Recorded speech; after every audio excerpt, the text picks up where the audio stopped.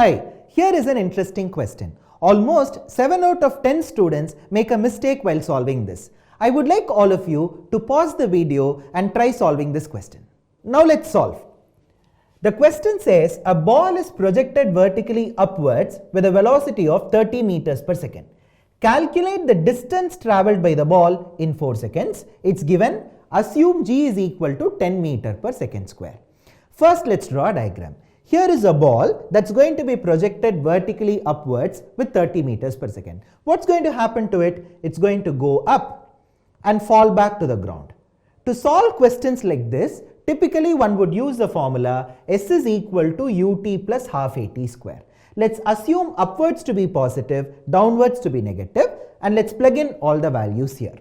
So we have u is equal to plus 30 into 4 plus half into minus 10, because acceleration due to gravity is acting downwards, so minus 10 into t square, which is 4 square. Simplifying this would give us 120 minus 80, that is equal to 40 meters. It would be tempting to conclude that 40 meters is the right answer to this question, but actually this answer is incorrect. To understand why this is incorrect, let's calculate the time of ascent and the maximum height. What is time of ascent?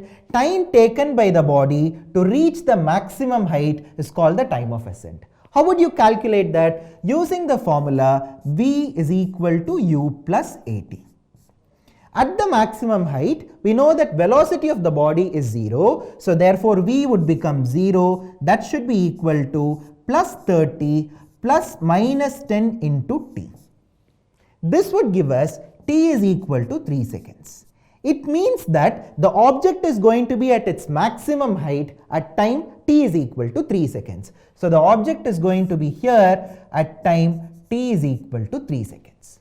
Let us also calculate the maximum height traveled by the object. To do that, I am going to use the formula v square minus u square equals to 2as. At the maximum height, we know that velocity is 0. So therefore 0 minus 30 square should be equal to 2 into minus 10 into s. This would give us s is equal to 45 meters. So what is 45? This is 45.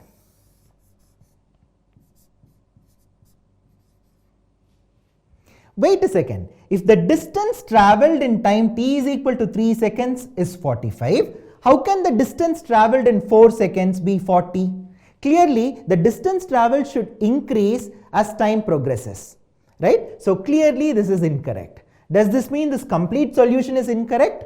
No, it just means that s in this equation, s is equal to ut plus half at square, does not stand for distance and it stands for displacement, right? So therefore this complete answer is not incorrect. It is just that this is not distance traveled in 4 seconds and this is displacement in 4 seconds. Where would the object be at time t is equal to 4? The object would be here at time t equal to 4. Why? Because at time t equal to 3 it is at the maximum height. At time t is equal to 4 it's going to be in its downward journey. So what is 40 meters? Displacement in 4 seconds is 40 meters. But we would like to understand the total distance traveled in 4 seconds. What is the total distance traveled in 4 seconds? 45 meters upward plus this extra downwards. What is this extra? This is 45, this is 40. So x has to be 45 minus 40, which is equal to 5 meters.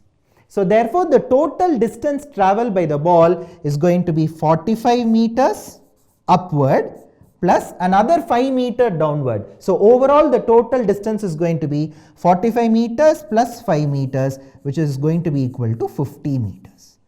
Therefore the right answer to this question is distance traveled in 4 seconds is 50 meter. It is very important to understand that s in the formula s is equal to ut plus half at square and also in the formula v square minus u square is 2as stands for displacement and not distance.